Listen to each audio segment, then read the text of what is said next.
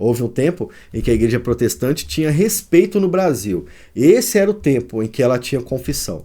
A palavra hoje é confessionalidade. O que é isso e por que você odeia esse termo?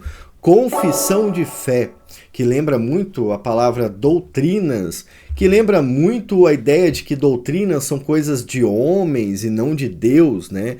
Quantas pessoas vão repetir isso ao longo da história? Mas a palavra confessionalidade é mais importante do que você pensa. E eu vou falar com você sobre isso hoje. O que é, por que abandonamos, por que é importante voltar. Confissão de fé, para começar, é um termo usado para as doutrinas que nós cremos que ficam organizadas sistematicamente. É isso, uma confissão de fé. É um documento mesmo, onde você confessa toda a sua fé. Então, as confissões de fé são separadas em capítulos, ou em dias, ou em perguntas, e cada tópico trata um tema a respeito daquilo que a igreja professa com base nas escrituras. E é bom lembrar que não, a confissão de fé não é uma coisa humana no sentido de não ter base bíblica. A confissão de fé precisa estar fundamentada na Bíblia, senão realmente não faz sentido seguir, né? Imagina você seguir uma igreja que fala que é pecado ter barba e que é pecado andar de bermuda, e aí você pergunta para ele onde é que está na Bíblia isso, a pessoa não sabe explicar. Essa é uma confissão de fé que não faz sentido, ela não é bíblica, né? A confissão de fé precisa estar 100% centrada nas escrituras, senão não adianta. E confissão de fé não é uma coisa nova. Você acha assim, confissão de fé é coisa dos reformados.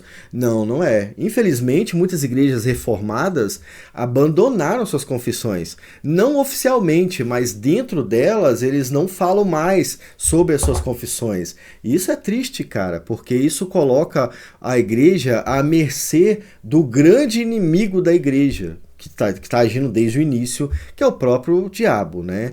Mas confissão é uma coisa da época dos apóstolos. Lá em Atos, por exemplo, vou citar alguns exemplos aqui para você. Em Atos 2, após a pregação de Pedro, aquela comunidade que era a igreja reunida ali, né? Eles se reuniam ali todos os dias e eles se dividiam as coisas entre si, né? E muita gente gosta de lembrar dessa parte, mas não lembro do restante, né? Mas eles também aprendiam a doutrina dos apóstolos. Eles perseveravam na doutrina dos apóstolos. Veja bem, a ideia de que havia um conjunto de doutrinas chamada doutrinas dos apóstolos. Em 2 Tessalonicenses, por exemplo, Paulo vai falar sobre escatologia, né? O tema é escatologia. Quando é que Jesus vai voltar? Será que ele já voltou? Vai voltar quando? O que vai acontecer antes? Esse é o tema de 2 Tessalonicenses. E aí Paulo lembra eles que ele já tinha falado sobre isso quando esteve com eles. Então veja bem, a gente sabe agora que escatologia é um tema que estava presente na confissão dos apóstolos, nas doutrinas dos apóstolos. Paulo fala, olha, eu já conversei sobre isso com vocês e vocês esqueceram. Eles estavam sendo enganados porque alguém tinha recebido uma carta lá, né, falando diferente. O próprio texto de Romanos é uma grande confissão de fé, que vai tratar sobre escatologia. Não sei se fala sobre escatologia. Fala sobre escatologia sim. Romanos 11, se não me engano, né? Vai falar sobre a salvação, vai falar sobre o estado do homem, vai falar sobre a perseverança dos santos. Enfim, tratam muita coisa ali, até teologia prática tem em Romanos. E como é que Paulo sistematizou isso tudo, né? Ele já tinha, era o que ele costumava ensinar normalmente. Então veja bem, isso forma as doutrinas dos apóstolos. Você vai ver ela, por exemplo, em 1 João. João, quando vai falar sobre Jesus, ele fala que nós já vencemos o mundo, porque Jesus venceu o mundo. Isso é uma confissão de fé. Quando ele fala sobre os anticristos, por exemplo, é parte da escatologia dos apóstolos. Pedro fala a mesma coisa. Pedro, Jesus não vai voltar até que todos os eleitos sejam salvos. E aí depois disso vai acontecer isso, isso, isso. Isso é escatologia e é parte da confissão. João, quando ele escreve Apocalipse, nem preciso falar, né? Ele tá tudo ali também. Então, confissão não é uma coisa nova, mas ela começou a ser atacada. Já naquela época, ela era atacada, né? Você vê Pedro reclamando, por exemplo, que os falsos profetas entravam lá nos eventos de comilança deles, né? que talvez seria até a ceia deles, mas a gente não tem muita certeza, e eles faziam amizade com os crentes e tentavam distorcer aquilo que eles haviam aprendido sobre Jesus, por exemplo. Esse é o segundo capítulo de 2 Pedro, ou 1 Pedro, não lembro agora. João reclama da mesma coisa. João fala que os anticristos, eles estão ensinando heresias dentro da igreja, mas eles não são dos nossos, mesmo que eles tenham saído dos nossos. João fala sobre isso. E no terceiro livro de João, na terceira carta, ele fala para a gente nem dar atenção para os falsos profetas mais, né? Judas, a mesma coisa, ou seja, estão tentando extrair a confissão de fé dos crentes desde o primeiro século. Só que a gente não estuda a história e acaba não vendo isso acontecer. Ao longo do tempo, o movimento que a gente chama hoje de liberalismo teológico, ele tentou destruir qualquer coisa que tenha a ver com o termo doutrina.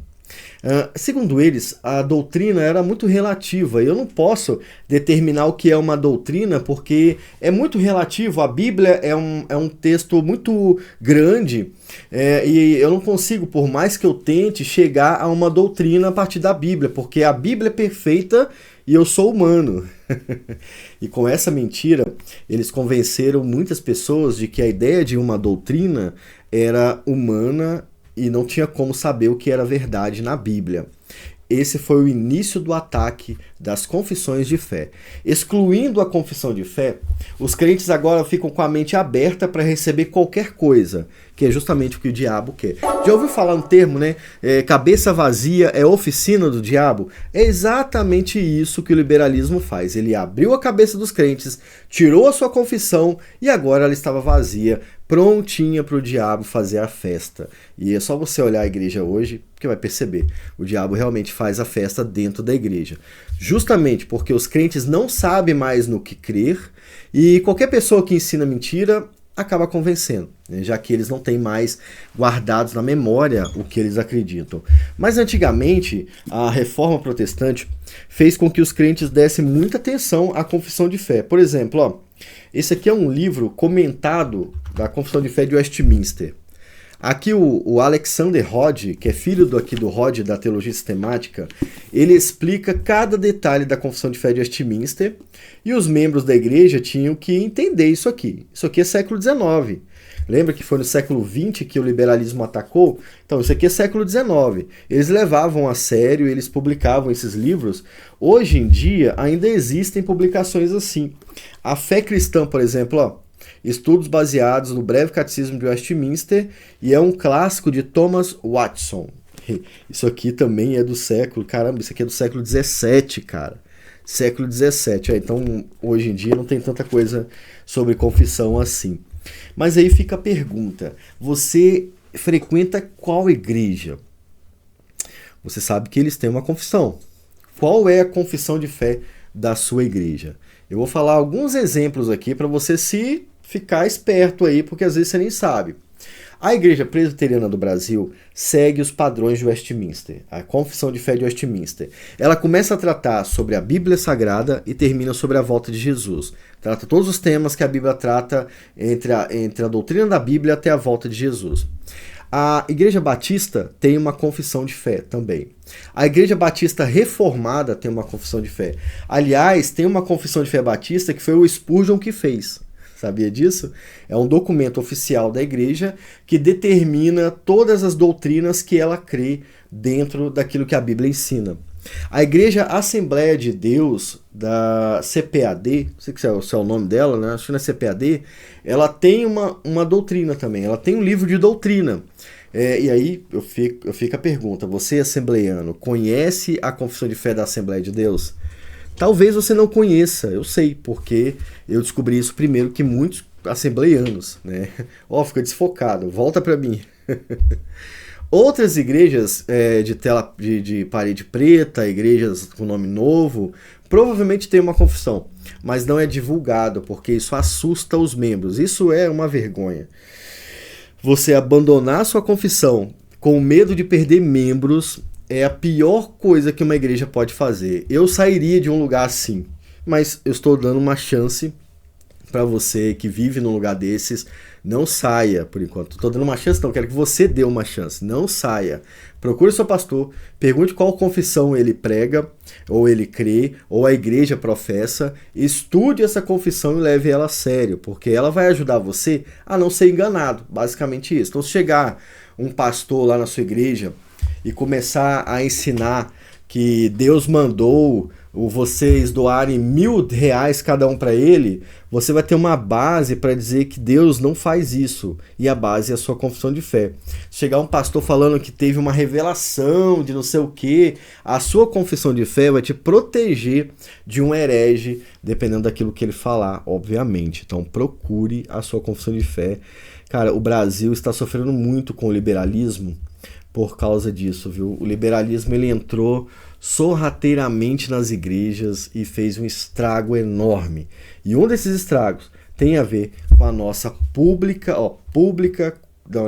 profissão de fé não, com a nossa confissão de fé.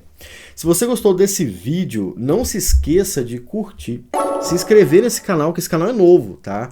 E compartilhar ele para aqueles irmãos que não sabem o que é uma confissão de fé. Agora vão saber. É importante voltarmos às confissões. Houve um tempo em que a igreja protestante tinha respeito no Brasil. Esse era o tempo em que ela tinha confissão. Hoje ela não tem mais respeito, claro, porque ninguém sabe o que a igreja acredita. O que é a igreja do Brasil hoje? Ela não passa de um clube para a maioria das pessoas. Ela não tem característica, ela não tem uma imagem, ela não tem uma roupa, digamos assim. Ela acabou ficando comum, né? E isso é porque abandonamos a nossa confissão de fé. Muitos abandonaram para tentar encher templos. São pastores que querem comer as ovelhas, né? Eles querem viver do dinheiro das ovelhas. Eles precisam acabar com a confissão, mas nós precisamos voltar, porque isso deu errado. Muito errado ainda, tá? Fique com Deus, até o próximo vídeo. Tá passando aqui, ó. Assista mais um vídeo aqui no canal e tchau, tchau.